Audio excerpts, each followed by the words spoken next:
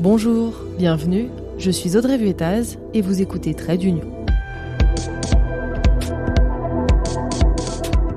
Vous ne comprenez rien à l'Union européenne? Ce podcast est fait pour vous. N'hésitez pas à vous abonner pour être prévenu à chaque sortie d'épisode. Pour continuer le format spécial anecdote d'eurodéputé, je suis allée tendre mon micro au socialiste Éric Andrieu.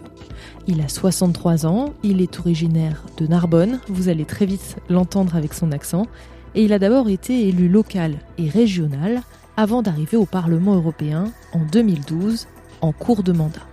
Depuis, il est expert de tout ce qui touche à l'agriculture, l'alimentation, les pesticides et le développement rural. Il a été co-rapporteur de la nouvelle PAC, la politique agricole commune.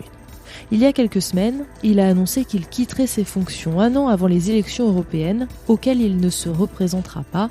Il laisse la main à Christophe Clergeot. Il ne veut pas être de ces élus qui restent trop longtemps en fonction. Alors pour tout vous dire, ça me tenait à cœur de l'interviewer, car c'est après l'avoir suivi en 2019 pour un reportage que j'ai eu l'idée de lancer ce podcast. Je vous laisse donc avec nos échanges. Bonne écoute!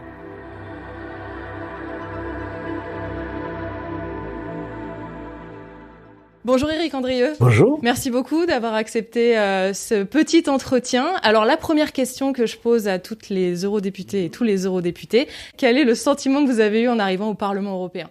Ça commence à remonter, ça fait 11 ans. Un sentiment de grande machine finalement. Voilà, déjà donc lorsqu'on arrive devant le Parlement européen, je suis arrivé à Strasbourg pour tout dire la première fois. Le bâtiment est impressionnant, donc on est impressionné immédiatement de par le côté imposant du bâtiment. Et dès lors qu'on pénètre dans le bâtiment, là effectivement ça se confirme.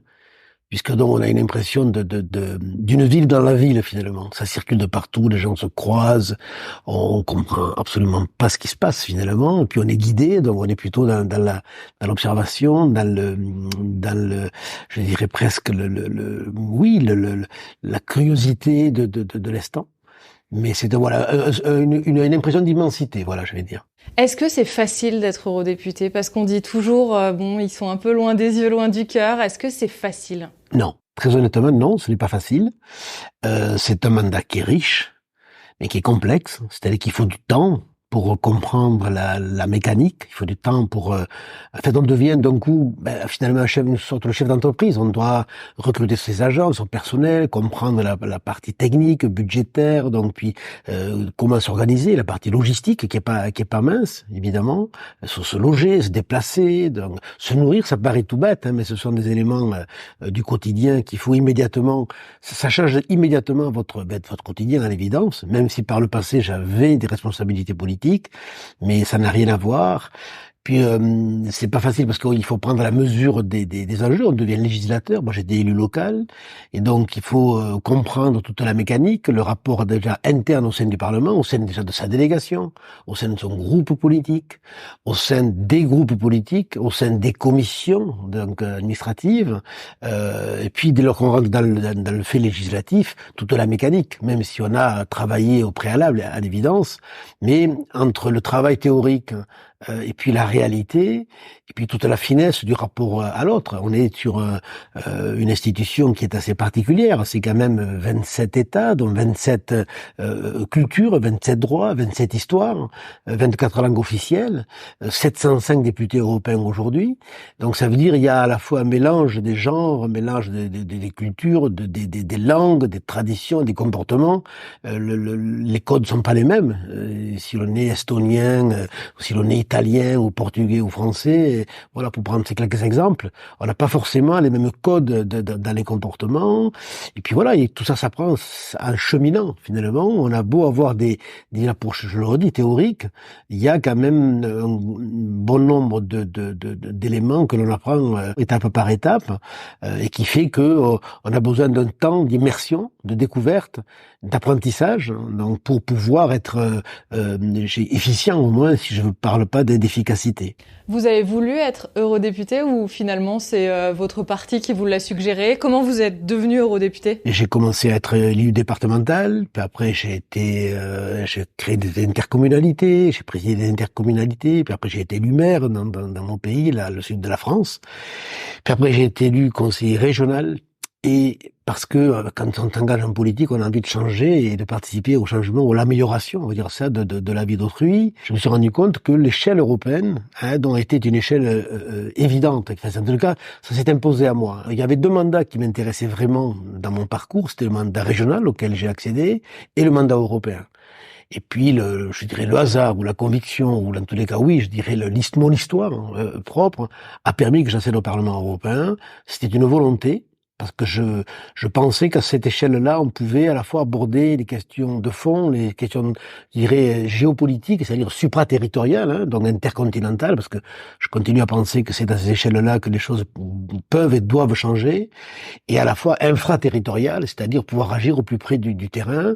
De ce point de vue-là, je suis pas déçu, même si le cheminement est long, même si au moment où je vais quitter le Parlement, dans quelques semaines, voilà, on est toujours en questionnement. Est-ce que je pense avoir beaucoup donné de mon temps, mais comme bon nombre de parlementaires ici dans cette institution.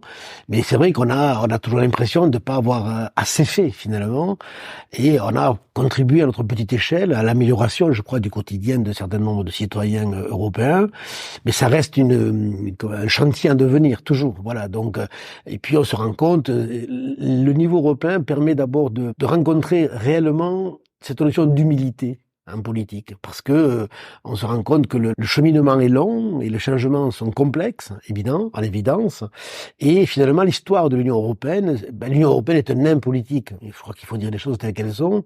Et lorsqu'on regarde ce projet qui est magnifique, je dis souvent, c'est un miracle quotidien finalement. Comment organiser à 705 députés, 27 États, 24 langues, une avancée, donc qui est certes lente, mais qui se fait.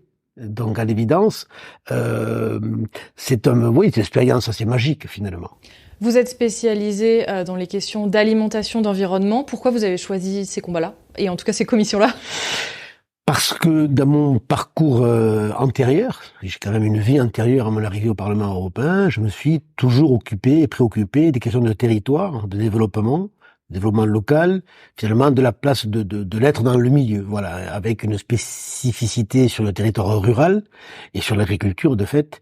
Et j'ai pensé que je pouvais mettre à profit cette expérience dans le fait législatif. Et donc je me suis vraiment investi dans ces sujets-là parce que d'abord, c'était un sujet qui ne m'était pas inconnu. Ensuite, j'ai mesuré au fil du temps que la question de la santé humaine était une question matricielle finalement d'une vision politique, et que la question du lien entre l'agriculture, l'alimentation, la santé, la biodiversité était intimement liée, et que ça faisait un tout, et que c'était un enjeu, je dirais, politique au sens sociétal du terme, et donc sur lequel, en tant que législateur, on peut non seulement appréhender la problématique, mais agir dans le changement, dans l'amélioration à travers la loi. Pourquoi vous avez décidé de ne pas vous représenter? Parce que je pense que la démocratie mérite de la respiration, voilà, et du renouvellement. Et dès 2019, j'avais pris cette décision de préparer, sous forme d'un tutorat, finalement, mon successeur. Et effectivement, depuis 1 an et demi maintenant, je prépare mon successeur, sa prise de fonction. Et ça va des dossiers que je traite, ça va des équipes donc qui m'accompagnent, qui va reprendre, jusqu'à la logistique, le logement, les mobilités, les déplacements, de telle sorte que dès lors qu'il arrive ici dans cette institution, il soit prêt à l'action. Voilà. Donc, et je pense que c'est important de faire ça, parce que nous sommes finalement que des passeurs d'histoire, et je crois qu'il faut accepter cette règle-là, et de préparer, sous forme de ce tutorat finalement, à ce que les successions se passent dans les meilleures conditions. Justement, vous allez peut-être pouvoir me donner votre meilleur souvenir et votre pire souvenir en tant qu'eurodéputé. J'ai pas de pire souvenir. Si, je devais dire un pire souvenir, c'est lorsque je suis arrivé, Je suis arrivé en 2012. Je suis arrivé dans le domaine de l'agriculture immédiatement. Nous étions en pleine négociation de la PAC. Et donc, j'ai dû beaucoup travailler. Voilà. Et si je devais évoquer un pire souvenir, c'est mes nuits de grande solitude à lire et travailler des documents pour essayer de compenser mon retard. Donc, on était à 2 ans de l'aboutissement de la réforme. Et ça m'a demandé énormément de temps, énormément d'énergie. Et là, c'est dans ces moments-là, comme je dis souvent, dans ces nuits de grande solitude, où je me suis dit, entre autres, que si je pouvais passer la main différemment, je le ferais. Et mon meilleur souvenir, il y en a beaucoup, de bons souvenirs, c'est quand on réussit finalement. Oui, quand on arrive à la fin de la PAC et qu'on a tenu et qu'on a négocié pendant des heures et des heures et des heures dans ces fameux trilogues qui n'en finissent jamais, où on est dans l'adversité, en face de la Commission, en face du Conseil, et qu'on arrive en tant que parlementaire, des représentants de la parole des citoyens européens, à gagner les combats politiques, c'est une grande satisfaction, et d'arriver à changer la vie d'un grand nombre d'agriculteurs à l'échelle européenne. Oui, en toute humilité, mais c'est une grande satisfaction, c'est des bons souvenirs. Quand on mène des combats sur la question des pesticides, de la santé humaine, et qu'on obtient là aussi des résultats, c'est aussi des bons souvenirs. Mais bon, voilà, donc il y a un grand nombre, sur 11 ans, on vit des événements majeurs, effectivement. Et je termine par une question d'un auditeur qui était impressionné par le fait qu'au Parlement européen, il y ait des conciliations entre les différents partis. Et c'est vrai qu'en France, on voit pas ça quand on le compare. Comment vous expliquez ça au Parlement européen, ce fait que finalement, faut s'accorder avec les autres ? Alors là, dans ce mandat-ci, c'est encore plus vrai, ça s'est exacerbé, puisque il y a 7 groupes politiques au sein du Parlement européen, et donc lorsqu'on prend sur l'échiquier politique la droite rassemblée, ou si l'on prend la gauche rassemblée, ni la droite ni la gauche n'est majoritaire. Donc ça veut dire qu'on est dans une négociation permanente. Et on va chercher sur sur la conviction finalement et sur le bien fondé d'une position à négocier avec des membres d'autres groupes qui sont pas forcément dans votre obédience politique pour les amener sur vos positions. Donc ça demande, c'est un travail là aussi très prégnant, un travail de face to face comme on dit ici, c'est-à-dire d'individu à individu pour essayer de convertir finalement ou de convaincre que la position ou l'amendement que vous proposez est le bon amendement, et voilà. Et donc ça nous oblige, c'est aussi beaucoup d'exigences. On n'est pas sur des négociations de groupe à groupe, mais ça se peut évidemment aussi, mais c'est souvent sur des rapports. Ça veut dire qu'ici le signal qui est donné, c'est que lorsqu'on travaille, lorsqu'on est parlementaire européen, en fait, c'est la prime au boulot, quoi, finalement. C'est-à-dire, celui qui bosse, il peut avoir des résultats. Voilà, il peut avoir, il n'a pas forcément toujours des résultats, même en bossant. Ce qui est sûr, c'est que si on bosse pas, on n'a pas de résultats. Mais si on bosse, on peut avoir des résultats. Parce que, alors c'est vrai qu'il y a des instances plénières, officielles, et puis il y a tout le travail de corps à corps, j'ai envie de dire, donc, qui se déroule dans le Parlement, sur lesquels on peut gagner des positions par la conviction finalement, et le bien fondé d'une position. Et l'intérêt, alors il y a des groupes où lesquels politiques, où il n'y a pas d'accès possible, mais je dirais que sur les groupes républicains, je dis ça comme ça, on peut arriver à faire évoluer les positions. Et ça, je dirais que c'est un des aspects très intéressants, c'est-à-dire que lorsqu'on bosse, on peut vraiment arriver à des résultats qui n'étaient pas forcément évidents dès le départ. Des fois, vous êtes mis d'accord avec le PPE ? Je précise ma question. Le PPE, c'est la droite. Je lui demande donc si, en tant que socialiste, il a déjà négocié avec la droite. Oui, bien sûr, oui. Bon, vous savez, j'ai eu le privilège je reviens sur la PAC, parce que c'était mon Graal, j'ai envie de dire, donc, j'ai eu le privilège d'amener jusqu'au bout de la négociation l'ensemble des rapporteurs des 6 autres groupes politiques. C'est-à-dire, ça allait de l'extrême droite, donc à l'extrême gauche. Et donc, parce que je pense qu'on a fait ce travail de discussion, de gré à gré. Moi, ça m'a demandé évidemment beaucoup d'énergie et de temps, où j'allais voir chaque shadow rapporteur des différents groupes pour expliquer le bien fondé de ma proposition. Et je crois qu'on est arrivé à un texte, je le redis, socialiste, de gauche, vraiment orienté à gauche, avec l'aval de l'ensemble de l'unanimité des partis, et donc du PPE, mais pas que le PPE, c'est le CR, ça a été les Verts, ça a été le LEF, ça a été donc Heidi, ça a été donc, voilà, l'ensemble des Renew, bien sûr, des groupes qui ont suivi jusqu'au dernier moment, dans les dernières discussions de la négociation, un petit peu la position que nous avions défendue ensemble. Et ça, je dois avouer que c'est assez curieux, j'en sais rien, mais en tout cas c'est rare, parce que on était vraiment, le Parlement s'est exprimé, et là ça donne une force au rapporteur, puisque c'est le seul qui peut parler dans ces négociations-là, énorme. J'interromps l'échange une nouvelle fois.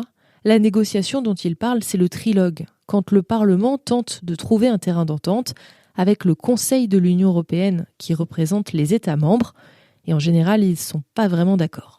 Et on parle au nom du Parlement et au nom de l'ensemble des groupes. Et je pense qu'on a gagné des combats dans ces négociations parce que j'étais le porte-parole de l'ensemble des groupes politiques du Parlement européen. Donc c'est après c'est une alchimie, c'est une pratique, c'est une expérience finalement qu'on acquiert au fil des ans de pouvoir amener finalement l'ensemble des responsables sur des positions orientées, clairement orientées, mais qui étaient portées par l'ensemble. Merci beaucoup. Merci à vous. Voilà, cet épisode touche à sa fin. J'espère que cet échange vous a plu. Merci beaucoup à Éric Andrieux pour ses réponses. Trade Union, c'est un épisode par semaine et en attendant, vous pouvez retrouver le podcast sur Instagram ou sur Twitter. À très vite.